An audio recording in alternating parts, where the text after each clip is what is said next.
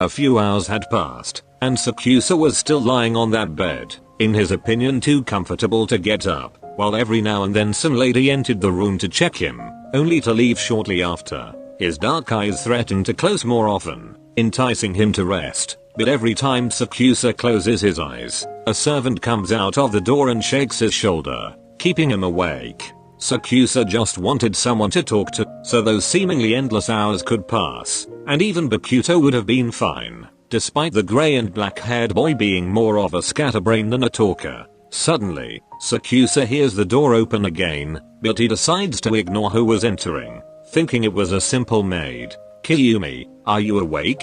Sakusa nods, turning his head towards the two figures who were entering his momentary room. Akashi is the first to enter, escorted by Osamu, Atsumu's twin brother. "I have to stay awake, so yes." Akashi chuckles, leaving Osamu behind, and approaches Sakusa. Then he sits on the edge of the bed, sighing. Akashi would have liked to tell him everything that was going on, and would have liked to let him go home, to reconcile him with his family and with his team.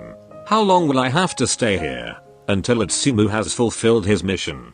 Sakusa raises his eyebrow, continuing to look at the boy in front of him, while Osamu approaches the two boys, whispering something in the ear of Akashi who, after nodding, stands up and, with a slight bow forward, leaves the room. Osamu places himself in front of the bed, looking at the figure of Sakusa with reddish eyes, with his arms, hands, and abdomen covered with bandages and plasters. "Make sure you get back on your feet as soon as possible. I don't want them to attack our palace because of a human we should have eaten." But no, Atsumu thought of Samu, get out of this room immediately. A thud scares both Sakusa and Osamu, and a cloud of black smoke fills the room, eliminating the little oxygen that Sakusa needs to continue living.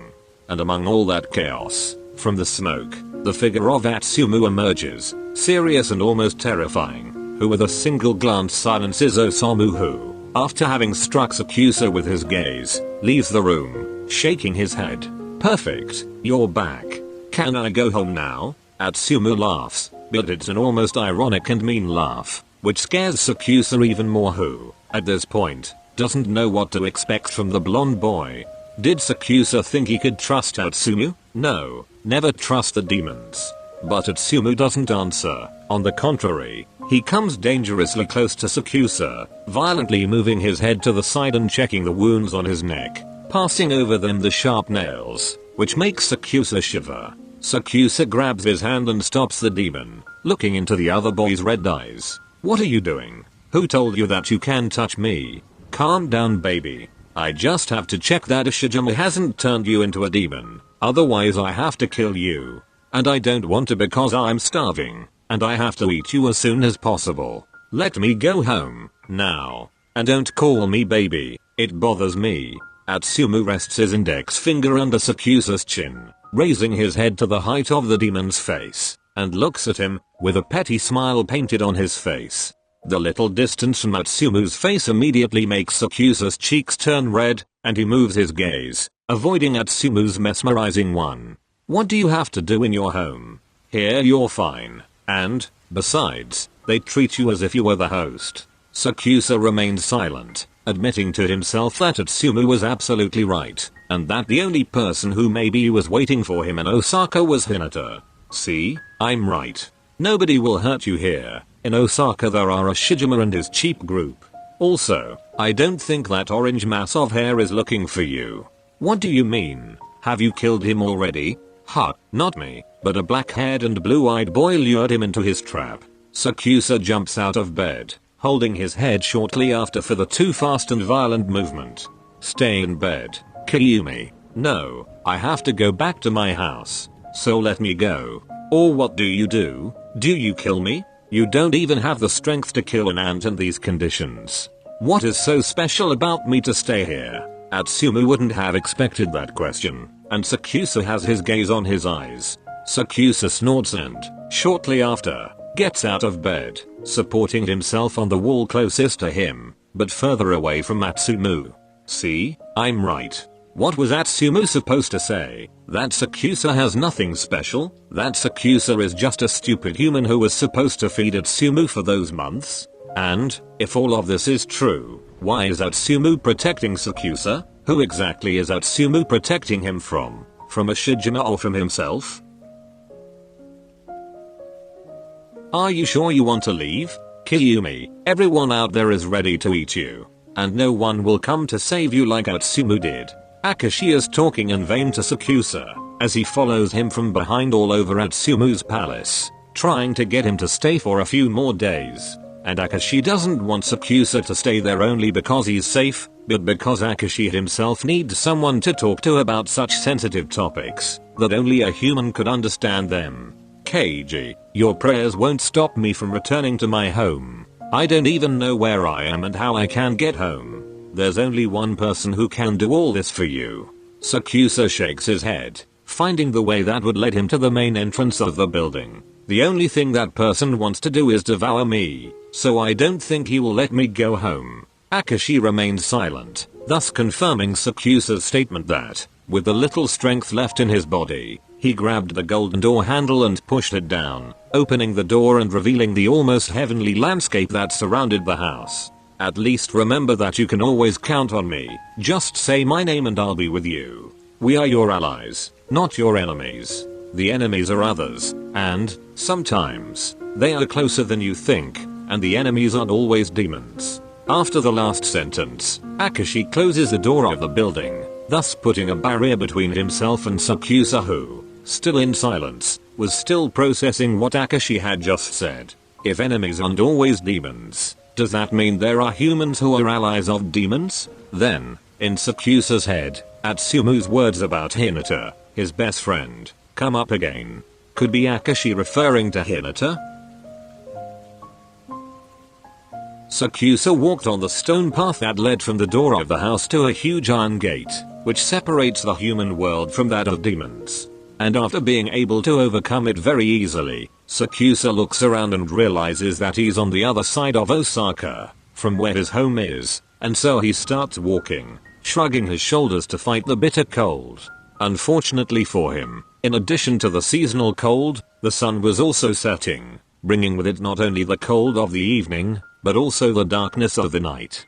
And the last time Sakusa found himself walking around the streets of Osaka at night, he met a demon ready to eat him and another demon who tried to kill him, without any problems.